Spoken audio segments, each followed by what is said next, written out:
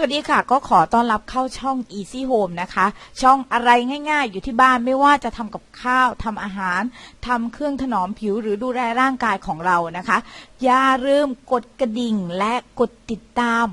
สวัสดีค่ะก็กลับมาช่อง Easy Home อีกแล้วนะคะช่องอะไรง่ายๆอยู่ที่บ้านกันนุกอีกแล้วค่ะนุกเอาวิธีแก้ปวดฟันแบบเร่งด่วนไปรษณีย์จ๋ามาฝากเพื่อนๆกันนะคะภายใน5นาทีนะคะหยุดอาการปวดฟันได้เลยค่ะเราไปดูกันด้วยกันนะคะมีทั้งหมด2วิธีนะคะหยุดอาการปวดฟันได้อย่างชะงักเลยนะคะเราไปดูกันค่ะ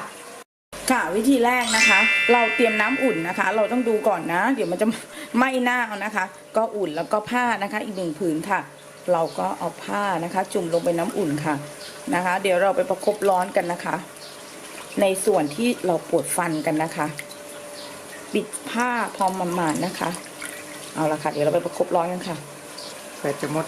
ค่ะทีนี้เราได้ผ้าอย่างนี้มาแล้วนะคะให้เราประคบข้างที่เราปวดนะคะสมมติเราปวดตรงนี้นะเราก็ประคบนะคะแต่ผ้านี้จะต้องแบบอุ่นพอดีนะคะอย่าร้อนจนเกินไปไม่งั้นน่าจะไหม้นะคะก็ประคบอย่างนี้นะคะ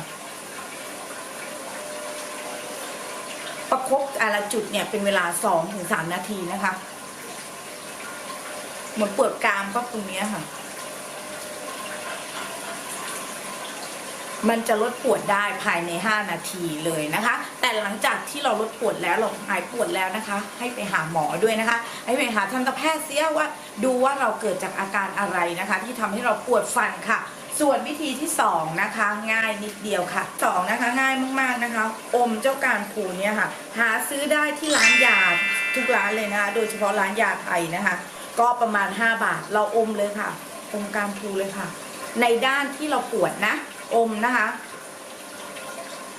ทิ้งไว้นะคะก็แค่5นาทีเท่านั้นนะคะก็จะทำให้อาการปวดหายลงเลยได้ปิดทิ้งเลยนะคะค่ะเดี๋ยวเราไปดูสรรพคุณของการพูกันนะคะว่าการพูทำไมช่วยหยุดอาการปวดฟันได้ค่ะตัวแรกนะคะก็คือการพูค่ะการพูนะคะเป็นสมุนไพรแก้ปวดฟันนะคะที่นิยมใช้มาตั้งแต่อดีตนะคะเพราะการพูนะคะมีฤทธิ์ทำให้เกิดอาการชา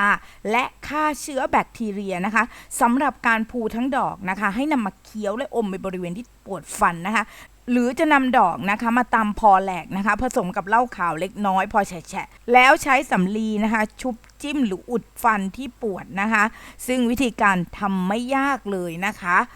สามารถหาซื้อได้ที่ร้านขายยาทั่วไปค่ะการประคบร้อนนะคะถ้ามีฟันผุทะลุถึงโพรงประสาทฟันนะคะและเป็นหนองปลายรากฟันและมีอาการบวมอย่างเห็นได้ชัดวิธีนี้ใช้ได้ผลอย่างมากนะคะใช้การประคบร้อนนะคะบริเวณที่บวมนะคะจากภายนอกมาสู่ช่องปากนะคะจะช่วยลดอาการปวดฟันได้ดีนะคะและที่สำคัญยังช่วยระบายหนองได้ดีอีกด้วยนะคะซึ่งวิธีการนี้ทำไม่ยากคลิปนี้นะคะหวังว่าคงเป็นประโยชน์กับเพื่อนๆที่มีการปวดฟันจนจี๊ดขึ้นสมองเลยนะคะลองไปทำกันดูนะคะได้ผลอย่างไรมาคอมเมนต์บอกดูกันบ้างนะคะสำหรับคลิปนี้นุกลาไปก่อนค่ะถ้าชอบคลิปนี้ฝากกดไลค์ให้กำลังใจช่อง Easy Home และทีมงานทุกคนด้วยค่ะและอย่าลืมกดแชร์เพื่อบอกต่อคลิปดีๆค่ะเจอกันใหม่คลิปหน้าคลิปนี้ลาไปก่อนค่ะสวัสดีค่ะบ๊ายบายค่ะ